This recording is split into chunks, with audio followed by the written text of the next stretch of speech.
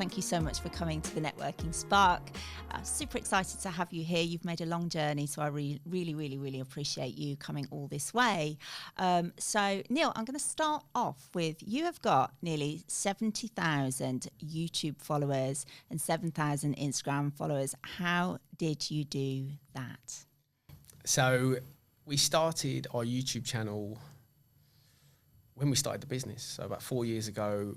It was quite dark times, you know. It was 3 weeks before the lockdowns. So we just started the business, and we were just trying to, like, while other businesses in our sector were absolutely flourishing, because, you know, everyone was home, everyone was spending money on their homes, on inside the house, on, you know, extensions. It had gone crazy. But we were just starting, so we had to sort of build a customer base. In some ways, it was a good time to start a business, but in other ways, not, right? It was good because we got a fresh start, but the businesses that were already established had their best years during that time, whereas we had to sort of build a customer base. So it was good, you know, it was good in a way.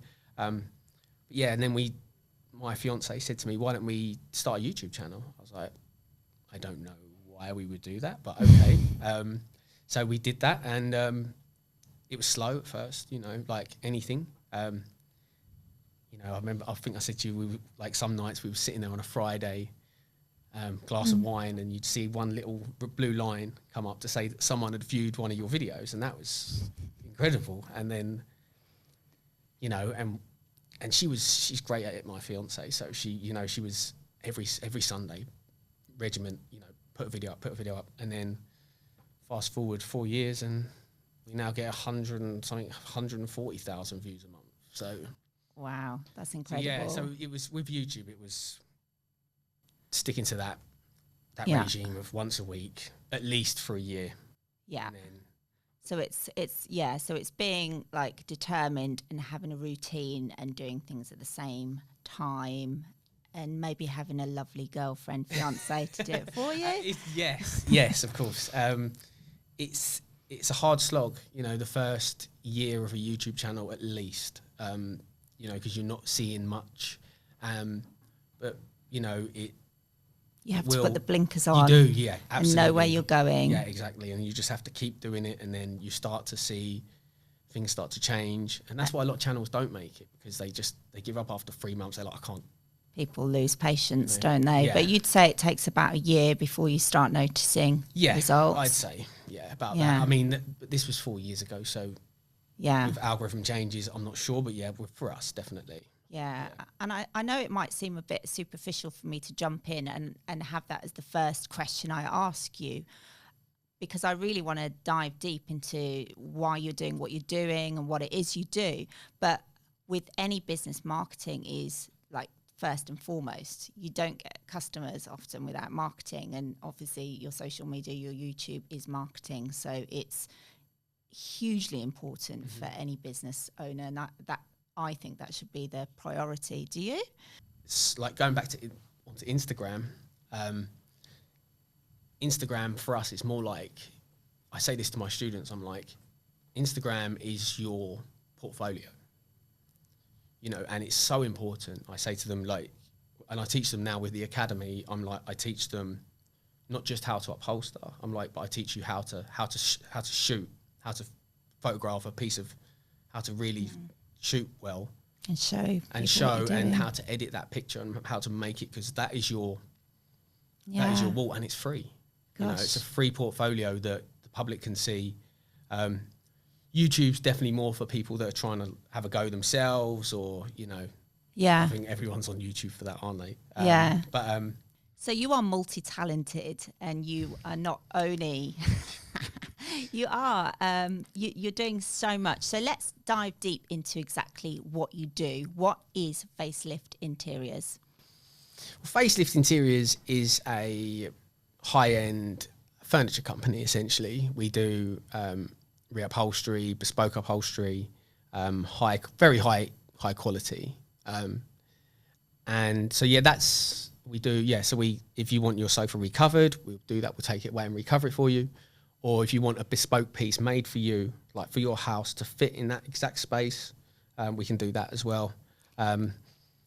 And I have to jump in and say you've got the most amazing van that you just showed me outside. It's like it's done up like a beautiful kind of living room inside. Absolutely gorgeous. Thank you. Yeah, that's your showroom. So that's our mobile showroom. So, you know, obviously with the cost of high street, you know, rents, I thought that was a pretty good alternative. So I've taken the van, and I said this to my students as well. I say, leverage whatever you can. So the van is not just advertising and a delivery and collection vehicle. It's also a mobile showroom that we can take to customers. They can get in, they can try the chair, they can, you know, they can. So it works in. It's got like 3 or 4. Can they bounce up and down? But even bounce up and down. I've lost my words upon it. Are they allowed to do that? Yeah, it's strong enough. It's strong enough. So yeah, you can have a go. Yeah, that's kind of what we're about with you know. That's Facelift Interiors. Yeah. But you've also got an academy. Yes. What's that? So the academy is kind of was born off the back of our YouTube channel. So obviously YouTube has been amazing for us. It's like our mate. It's, you know, it's been incredible for us. And I get to talk to people from, you know, all over the world. I get messages from New Zealand, Australia, South Africa, America, Canada. Everyone's like, "Oh my God, I've had a go. Thank you so much." And it's incredible. But YouTube, as great as it's been, it does have its limits. You know, there is certain stuff we can't fit in. To try and find that sweet spot, we have to cut videos off and miss parts out. So I said, I think it was 2 years ago, it's taken 2 years to build the academy. We said, right, we're going to build our own platform where there's no restrictions. We can make the videos as long as we want. We can keep in all the details. So yeah, we built that, and then and we finally launched it about 3 weeks ago. So, and it took 2 years to build. Yeah. And it's, wow, it's huge though. Yeah. Do you see that overtaking your, like what you're doing at the moment, as in like helping customers like in person? Yeah. Or, it's going to overtake that. I think so. I think so. It definitely, because, you know, it's not just teaching people, you know, how to sort of redo their furniture and have a go themselves, which is obviously great for my industry. Some blokes probably wouldn't agree. Some blokes are like, what are you teaching people for? But, you know, it's about not just teaching people that want to learn upholstery, but teaching the public as well. We've got to educate people that, you know, this cheap furniture that, and we've kind of got into we're kind of in a place now where furniture is manufactured very cheaply abroad. Mostly in China these days. And it lasts, by the time it's here, you know, it's cheap. It's cheap. Which isn't always a good thing, right? Exactly. And it's, you know, Filling up. If it's cheap, you know, it's been made in a factory where they, you know, that's getting shipped abroad. They probably just use cheap materials, cheap fabrics, and it's probably going to last 5 years, and it's going to end up either on a fire or buried in the ground. So my mission with the academy and YouTube is to sort of teach people, you know, about the detrimental effects on like Mother Earth, you know, with all this cheap furniture coming in. It's not just furniture, it's clothes, you know, clothes, everything. Temu, you know, it's just, my mum loves Temu. And what is Temu? Pardon? What is Temu? Temu. Do you know Temu? No. The shop like a billionaire. Oh, nope. Shopping like shopping like a billionaire. It's really like, I think it's like a Chinese company. Yeah. This isn't going out to China, is yeah. So it's, you know, we're in a kind of place now in society where we're in a bit of a throwaway place where people would rather spend £500 on a piece of furniture that'll end up in landfill in 5 years. And what I am teaching people is that if you are going to do that, you will end up buying. You buy cheap, you buy twice, because in 5 years you'll end up doing the same thing again, and you'll end up in that cycle. And if you come to us or, you know, your local upholsterers and have a piece made, they'll make sure it's, you know, top quality. You'll pay a lot more, but, you know, it will last 50 years. And if you do the maths and you work out how many pieces you're buying, you know, over the years, you know, you are potentially going to save money, but also you're also doing something sustainable, because we do live in a society where everyone's in a rush and people are just buying stuff, and there's so much getting chucked away all the time. So I really like that that's part of your mission. Yeah, I mean, it's going the right way. I mean, there's stuff coming out all the time about like the foams and the fabrics and the fire retardant treatments, and even wood dust now apparently is bad for us. But yeah, it's going in the right direction. We've got fabrics now that are like made out of plastic bottles from the ocean.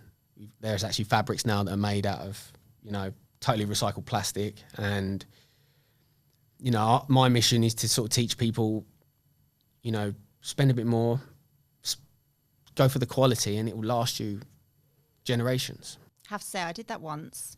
When my mum passed, I wanted to have something that I would keep forever to remind me of her. And I had a bespoke chaise lounge made, and I love it. And I know it will be with me forever. So it really is worth it if you want something, you know, done that's going to last. And then your kids, you know. Yeah. Yeah. And that's a long time away. You know, you pass it down to your children, and then they can just have it recovered, because the frame, as long as the frame's made out of. Time goes so quickly, Neil, doesn't it? I mean, that was like 15 years ago, and I'm like, whoa, seems like yesterday, but wow. Yeah. So, what made you go into what you're doing today? What's your journey been? Would you say you're an entrepreneur? Would you say you're a craftsman? How would you define yourself, and how have you got to where you are today? And essentially what I'd like to know, I always ask my guests this, like, what has forged you into the person that you are today? Because I see you as somebody that's really active. You're super funny, by the way, Thank everyone. you. If you get the chance, have a look at Facelift Interiors on YouTube and Instagram, because Neil is the funniest person ever. And just to come, when I've met you, you come across as quite shy, and then I saw all these clips, and I was like, oh, actually, you're really funny and you're quite confident. So it's funny to see the different sides of you. But where I was leading you is that I believe with anyone that's really going for it in their business, often there's something that's kind of forged you. You know, what is it? What gives you the drive? So I've always wanted to chase something. I've always had to, you know, go after something. And if I go after it, I go for it. I don't know what that is. It's something built within me that's, you know, I've always felt like there's something, like there is a purpose. Mm-hmm. So. And if you can put that into your business rather than just having an expensive hobby, then brilliant. Yeah, amazing. Yeah. And, you know, it probably was, you know, just after COVID that I was like, right, I'm really going to go for this now. And some would call it maybe a spiritual awakening or something like that. But I just decided that, you know, this is it. And I'm going pedal to the metal. And I have done since then. And I've learned more in the 3 years since COVID than I ever did, you know, in formal education. Fantastic. How old are you, Neil? 40. 40. Yeah, I'm 40. I think I'm 40. Yeah, I'm 40. You get to that age, don't you, and you start to forget. It's happened to me. Yes, How old am I? Yeah. Does it matter? Yeah. Sometimes I have to ask my partner, how old am I? Yeah, and she's involved in the business as well, right? Is it both of you run it together? Yeah, so not so much in the early days, but now, you know, with the YouTube, she was always running the YouTube channel. Mm-hmm. I mean, she would have been amazing as a YouTube, with like makeup. Has she got any spare time? I don't think so. Damn. I can barely get my stuff done. But no, definitely now, you know, we're trying to build like a family business that, you know, is going to build a future for our children. Yeah. So, and it's great that we can do that together. It's hard sometimes when you're filming together. You do snap at each other, but most of the time we're separate. So it's, but it's nice to, you know, we're totally aligned on that. So, and that's amazing, you know, and we can do this together. A bit stressful at the moment. Because, you know, we're bootstrapping the whole, you know. Yeah, it's not easy, is it? It's not easy starting a business, but you've got to have that drive. And I think you do. So you're going to get there. Thank you. For sure. Thank you. How important, Neil, do you think networking is for a business owner? And what's your personal experience of networking so far? Wow, big question. So networking is, I think I said it on an Instagram post when I was on the way to the mastermind that we're part of. When you get into a room with people that are on the same wavelength as you, that are all thinking, you know, all growing, all trying to build their businesses, it lights you up. I come out of some of these networking events and I'm on the phone to my VA, like, right, we've got to do this, and this. So like, it's just, you know, we've got loads of, you come out of there fired up, and, you know, you introduced me to my business coach, Mr. Rob Arnold. So we should say hello, Rob, if he's listening. Rob's been instrumental. And I knew, you know, and it was incredible. You know, you gave me, he said, don't just go for one, interview 2 or 3. Yeah. And I interviewed, you know, 3 people, and I just knew with Rob that the energy was just, I was like, that's my guy. Yeah. And so do you think as a business owner, it's important to have a coach? yes. Yeah. Yeah, 100%. Mentor and a coach. Yeah. And I already know who I want to speak, you know, who my next, Yeah. the next sort of masterminds and mentors and coaches that I want to go to. Amazing. And it's through, as you say, through networking, it opens up connections. And the more of it you can do, the better, right? And as you were saying, just with a business coach, not like with one business coach isn't going to suit everybody. So you want to sort of broaden your network as much as you can. And not only does it just bring you new connections, it fires you up with inspiration and new ideas. Join a dynamic community of driven entrepreneurs, professionals, and industry leaders who are passionate about growth, and like-minded individuals who inspire, support, and empower you to reach new heights. Expand your network and connect with a diverse range of professionals across various industries. Increase your visibility and showcase your expertise and services in a relaxed atmosphere. Learn from industry experts, attend workshops, and stay ahead of the thread.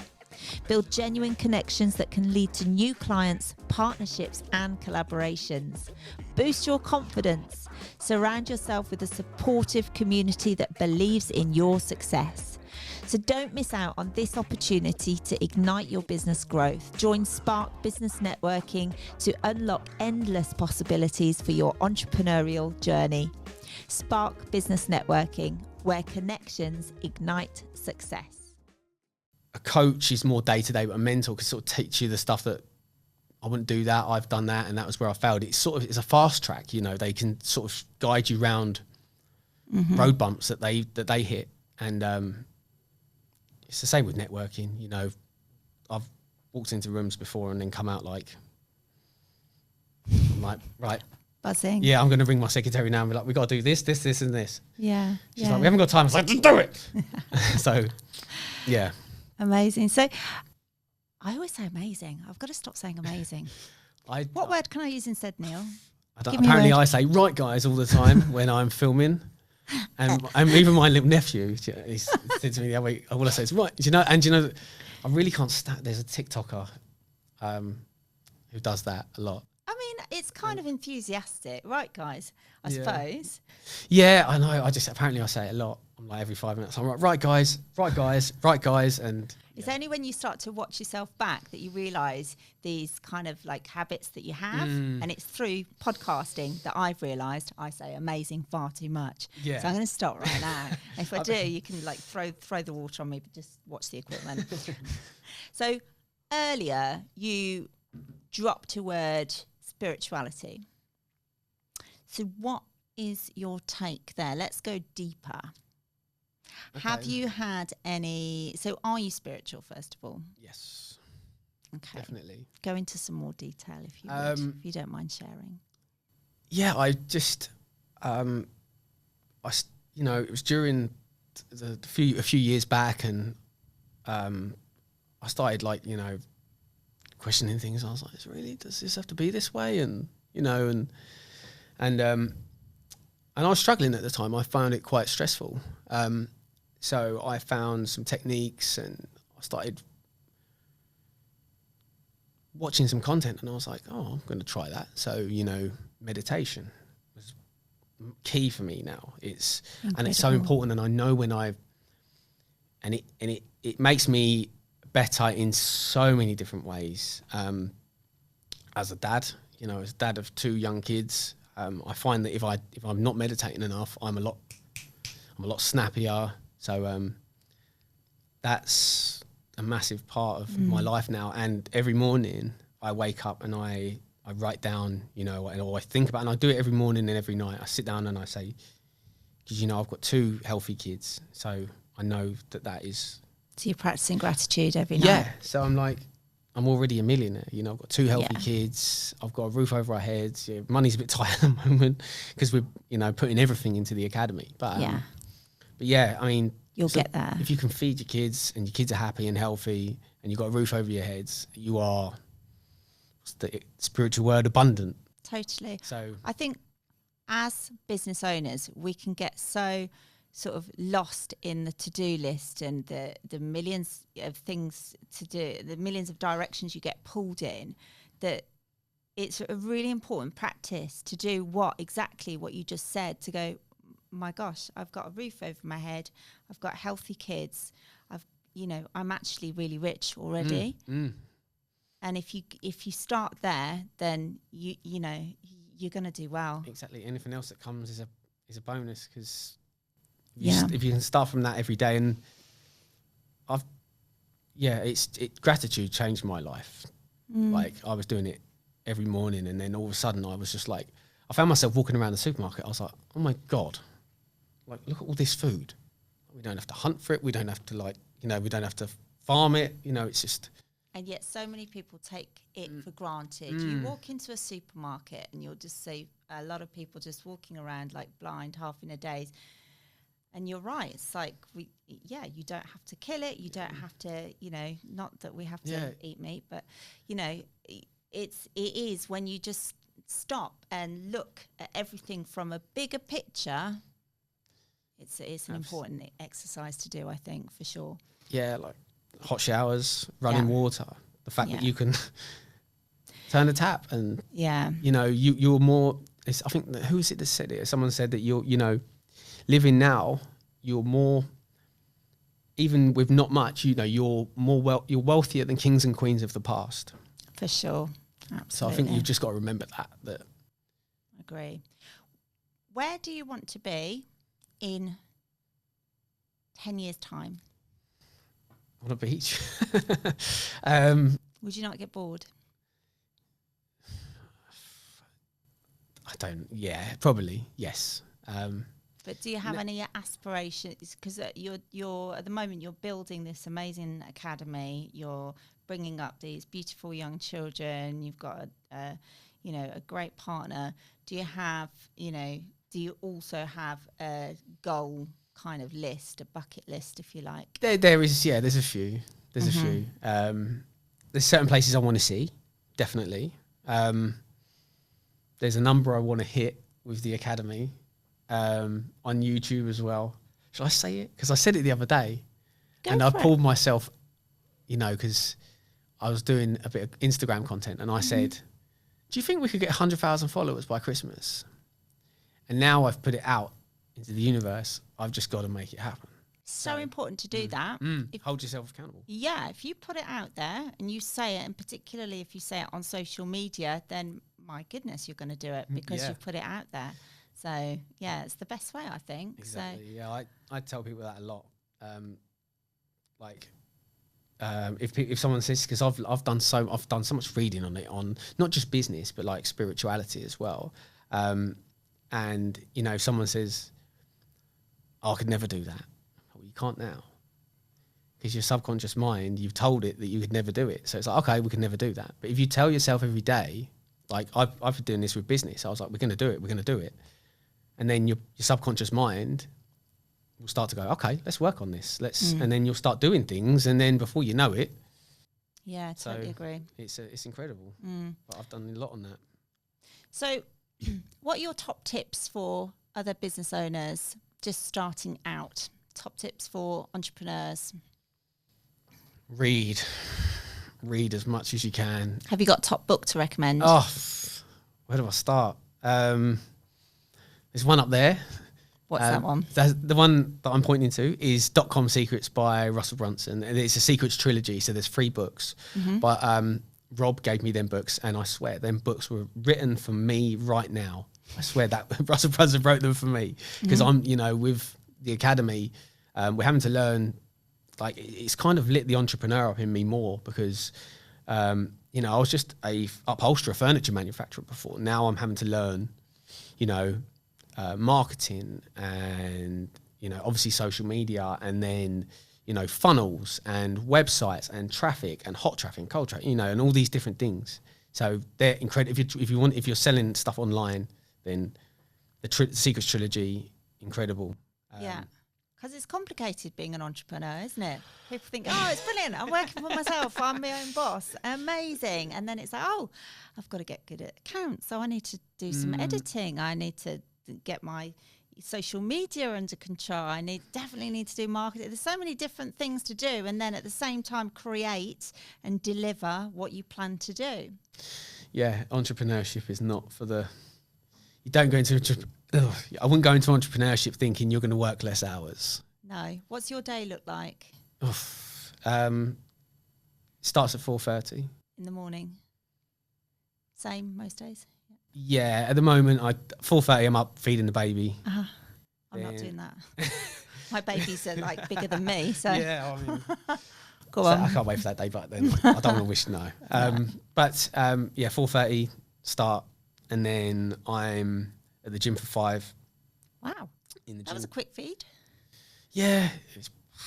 Now she pretty much holds it. She can hold it herself. So, and then at the gym for 5. Yeah. Great. Hour and a half, 2 hours in the gym. Wow. 7 o'clock home. Cold shower.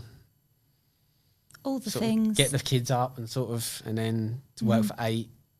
And I'm working from 8 till 5 at the workshop. And then family time. And then putting the kids to bed, and then back to work. I don't go back to... I have done, in the past. I've had to go back to work once the kids are asleep and go back to the workshop. But now it's like, emails, content, social media. So pretty much 24 hours a day, apart from sleeping, is work. So let's wheel it back a bit. I just asked you a moment ago, where do you want to be in 10 years? Have you set up this business with a plan? Like, do you have an exit plan? No, not right now. I mean, I know I've got a number in my head that I want to get the business to as a goal. And, but, I'm not sure. I'm not sure at the moment. But, I've definitely got a number in my head. I want to get to 100,000 YouTube subscribers. I'd like to get to 1 million after that. Then, the academy, hopefully it'll always be around, because it's not just, it's actually helping the earth as well. So mission. Do you feel like it's your mission, your purpose? Yeah, I think, I do. I think it's my ikigai. It's I'm good at it, and the fact that I can help so many people as well. And I've had some lovely messages, like some really nice, like some really humbling messages from all over the world. Go into those a bit if you like, and tell us about your customers, your best ones, your weirdest ones, the lovely words you've had. It's just nice, I get messages like I'd never have the confidence to do that, and now I've just reupholstered 2 sofas, and now I'm going to start my sofa, 2 chairs, and now I'm going to start my sofa and stuff like that. And then there is people that have actually, just off my YouTube channel, there's a guy called Dominic from Slovakia, and he was messaging me back and forward and saying, how'd you do this? And I was like, oh, and I sent him a couple of little videos just to give him a few tips. And then he's now he runs his own business, his own upholstery business. Wow. Doing headboards and walling. Wow. Yeah. So you kind of given him like the tools to be able to start his own business, which is amazing. And that's just from YouTube. And now the academy's on a whole, like we've gone really deep with the academy. So yeah, it's incredible. It's really feels rewarding. Yeah. And that's why I say, I think that's the way we're gonna go towards, because, you know, we can, you know, it's not just, you know, your local county helping, you know, it's global. And, you know, and we can do a really good thing as well. And that's part of my mission as well. I've got to educate the public on, you know, the negative impacts of cheap furniture. And, you know, you will buy cheap and you buy twice. So so you don't go to IKEA. I have been there a few times. Yeah. I have. Yeah, I've been there, but no, I'm. You know, your free letter sofa companies. I have to be careful what I say, but you know, it's kind of the world we live in. You know, it's profit first, always profit. You know, which we have to do as a business, but as part of the academy, we're going to start. You know, once we've got the revenue coming in, we're going to be. So all the furniture we do, we're going to give to charity. So we're going to, you know, find families that need it, local families that could do with it, and, you know, and local charities, and start doing stuff like that as well. Your heart's in the right place, Neil. I love that. So. That's awesome. I love the work that you're doing. Thank you. Weirdly, on the way, when I was driving here, I had a random thought, which is, what would the world be like if money wasn't a thing? If money was just something that there was an abundance of, and we were just able to go, here's £1,000, and it was nothing because it was just, you know, what would the world look like? That was my thought. And then would people actually still get up to run their businesses? Would people still, you know, have the drive that they'd got if money wasn't a thing and there was an abundance of it, and we had so much that we could just give it to everybody? What would that look like? What do you reckon? Is that too big a question? It's not. Yeah, I mean, would you still be running Facelift Interiors? Yes, but you know, if money was abundant, then we wouldn't have, you know, the issues that we are having, you know, where cost is, you know, put above quality. And that's the world we live in at the moment, and it's having detrimental effects globally. You know, it's not just in this country. We send 22 million pieces of furniture to landfill every year, 22 million, and that's just here. And then you think of that globally, and then, you know, it's either in a fire or it's getting buried in the ground. And then, you know, so I think it would probably be a good thing. And, you know, some people probably wouldn't want to get up, but yeah, I probably still would. So let's, if you can just summarize yourself in a couple of sentences, who is Neil? Dad first. I think, I'm definitely dad. I think probably my Instagram bio. So, dad of two,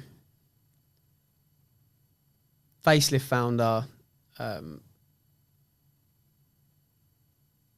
gratitude ambassador. Like that. And on a mission? Funny guy, mate. I don't know. And on my own mission, it's, you know, because once you get into this entrepreneurship and once you really get fired up, it's hard to, you know, you find yourself, it's quite lonely. It is really lonely, you know. I don't know if you've felt the same, but well, luckily that's the whole point of having an amazing networking groups to go to bring all of these people together to fire up each other and get together, and it helps with mental health, and when you're working on a massive sort of thing by yourself, building a business, you are by yourself a lot, and everything is on your shoulders. So that's what we do at Spark. We bring people together, usually in beautiful places as well, to kind of spark all of this connection, and it's just good for people. So what you're doing is good for the planet, and what I'm doing is good for people. So. Yeah, I mean, that's knock on, Yeah, we're all on a mission, and your mission is to bring us together. And then when you get people in the room together, like entrepreneurs, things happen, like big things happen, and it's incredible. It's incredible. So thank you. Oh, awesome. Well, let's say cheers. It's been amazing having you on. Thank you very much, Jess. Cheers. Appreciate it. Thanks for inviting me. Oh, you're so welcome. And is there anything else you want to say before we wrap up?